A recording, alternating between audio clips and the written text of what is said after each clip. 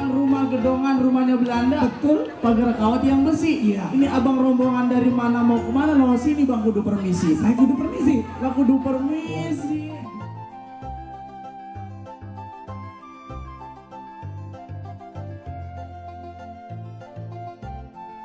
Hai, selamat pagi Cikombers, kami dari kelompok etnografi kritis.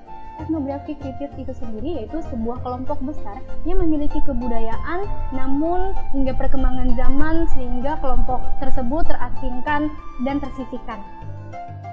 Menurut Jürgen Habermas, paradigma penelitian etnografi kritis terdiri dari 3 sudut pandang, yaitu pertama, Natural Science Model of Empirical Analysis, yaitu dunia sosial yang dapat diukur, diprediksi, dan diuji sebagai fenomena kehidupan dalam ilmu alam yang dapat dilakukan pengukurannya secara objektif oleh peneliti. Nah, sekarang kelompok kami sudah berada di Setu Babakan, yaitu lingkungan yang mempertahankan kebudayaan asli Betawi, seperti mempertahankan ciri khas rumah Betawi, bahasa, Di sini abang noni Jakarta Selatan. Kagak percaya abang noni kayak lu. dan ciri khas lainnya. Yuk kita lihat.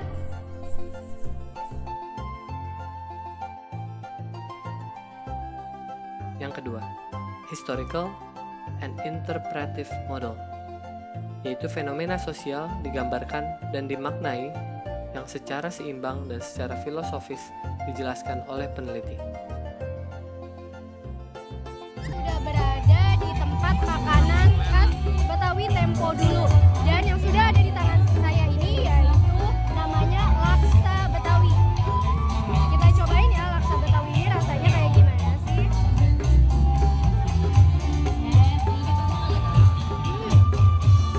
Enak banget. Bumbu dan rempah-rempahnya ini sangat terasa sekali.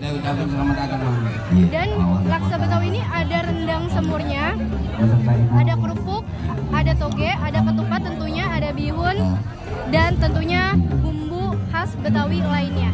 Lagi meninjau. Selamat siang Ibu. Selamat siang. Ibu siapa? Ibu Ida. Ibu Ida. Perkenalkan saya Aulia. Ibu, bedanya laksa Betawi dengan laksa yang lainnya itu apa ya? Kalau laksa Betawi dia nggak pakai oncom. Bumbunya semuanya rempah masuk semua. Ada tumbar, jinten, kemiri, bawang putih, jahe, serai, lengkuas semua direbus, digodok sampai empuk baru di blender. Cabenya digiling terus ditumis. Pakai kelapa gongseng diulek sampai berminyak, dijadi satu digodok terus pakai santan juga. Bedanya kalau Betawi nggak pakai oncom, kalau laksa lain pakai oncom. Kalau kita nggak, kita pakai kacang hijau. Kalau yang lain pakai toge. Terus kita pakai laksa. Kalau yang lain pakai ayam, kita pakai semur. Kalau Betawi asli gitu. Kalau Betawi. Ibu Yun. Oh, saya Aulia. Ibu, ini lagi buat cara masak kembang goyang.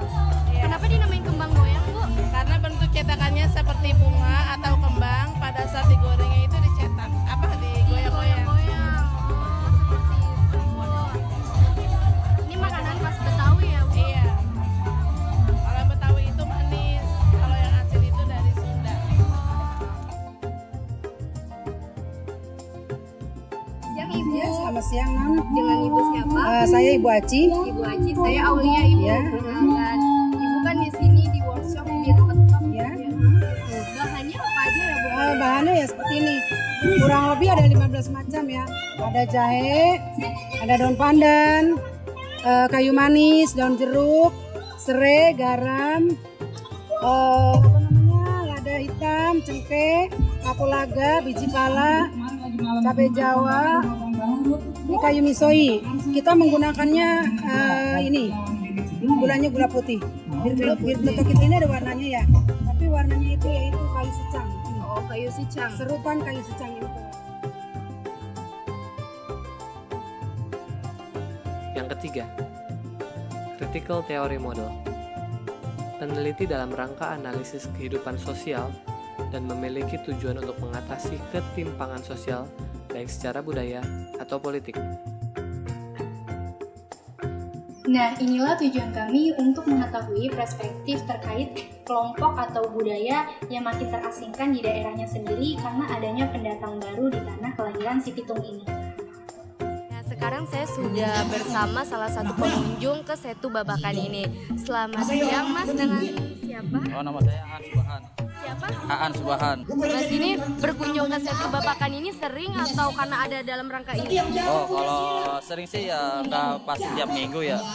Karena ini ada acara aja di area Setu Babakan, acara festival kuliner.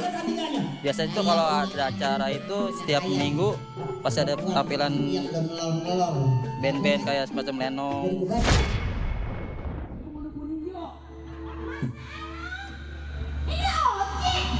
Tadi bicaranya nggak pakai main buka-bukaan begitu. Bukannya begitu bang, kata orang-orang di Setu Babakan ada artis Ocit.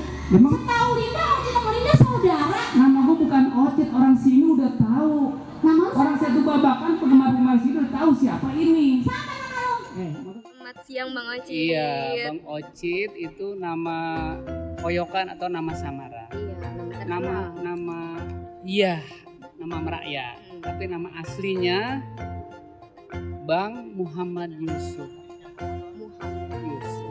Terus atau juga dikenal dengan Bang Ucup Nirin. Mau nanya sedikit ya Iya, Bang. silakan. Bang Ocit di Setu Babakan ini apakah menghidupkan kembali kebudayaan Betawi yang sudah tersingkirkan atau kagak? Kalau menurut Bang Ocit, dengan adanya kebudayaan Betawi di sini, baik Lenong yang sekarang ini tadi itu kita lihat itu menghidupkan dan melestarikan seni budaya Betawi. Salah satunya Lenong. Iya. Ada yang masih kurang nggak sih Bang di Setu Babakan ini? Ya mungkin kalau masih kurangnya nggak begitu banyak. Menjawabnya kali kudu banyak. Jadi yang lain tuh bisa tampil.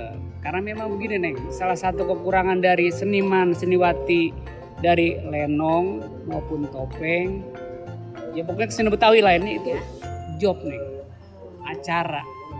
Mungkin kalau di sini menurut Bang Ocit udah cukup karena memang pengaturan udah bagus.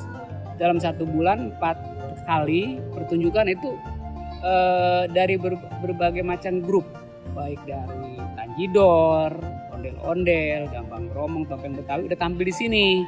Jadi paling kagak bukan satu budaya Betawi aja ditampil, ada topeng juga. Ya kalau menurut Bang Ocit udah cukup nih. Bang kasih pesan-kesan dong untuk masyarakat Indonesia khususnya masyarakat Betawi agar selalu menjaga kebudayaan yang mulai terpinggirkan ini. Nah, semoga buat adik-adik semua sekolah itu kan dididik untuk pintar, ya. Tahu dengan kebudayaan baik ya pokoknya di masyarakat, bukan Betawi aja ya, budaya dari Bali, dari Jawa juga, apalagi sebutnya Betawi. Mudah-mudahan Bang Ocit mau pesen lestariin Betawi dengan sebaik-baiknya. Senior Betawi orangnya boleh tiada, macam kayak Pak Haji Nirin, Pak Haji Bokri, orangnya boleh tiada, tapi seninya masih tetap jalan, masih tetap berkembang. Mudah-mudahan Bang Ocit doain Betawi tetap lestari sampai akhir zaman. Makasih ya Bang Ocit atas waktunya. Iya. Ya itu dia wawancara saya sedikit dengan Bang Ocit. Selamat siang.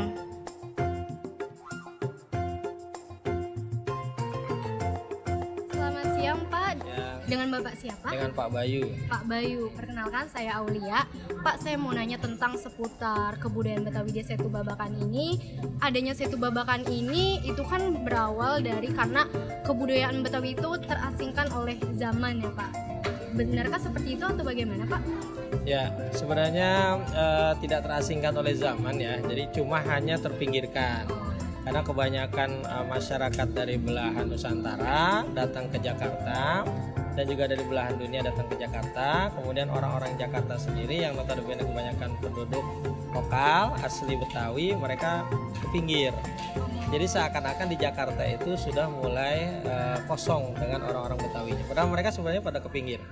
Nah, kebetulan ketika kita mau melokalisir mana sih kampung-kampung Betawi yang masih eksis, itu yang paling banyak eksis masyarakat Betawinya dalam bentuk komunitas besar itu ada di Setu Babakan ini.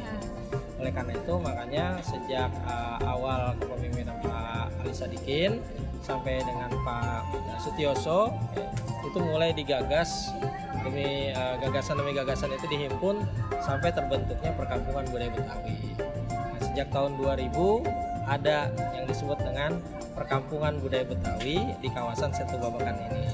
Jadi sebenarnya ketika dulu kita melihat ke Marunda, lihat ke Kemang, lihat ke Srengseng, kemudian ke Condet, itu dianggap sebagai lokal yang tidak memadai lah kalau misalnya mau disebut sebagai perkampungan, di mana notabene semuanya itu masyarakat Betawi ada.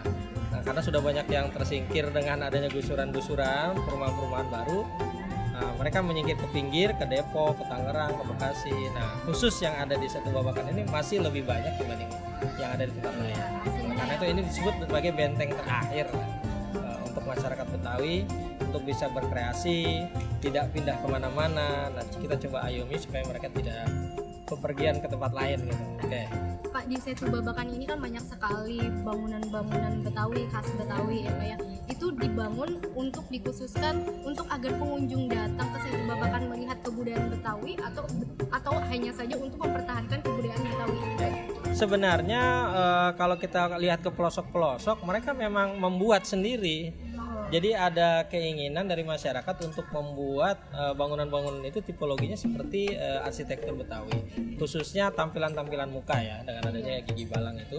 Nah makanya hanya ada di daerah Jagakarsa ini, Jalan MKV ini, di MKV itu banyak pengrajin-pengrajin kayu yang membuat kusen-kusen itu, mereka membuat itu ornamen-ornamen gigi balang kita sebutnya.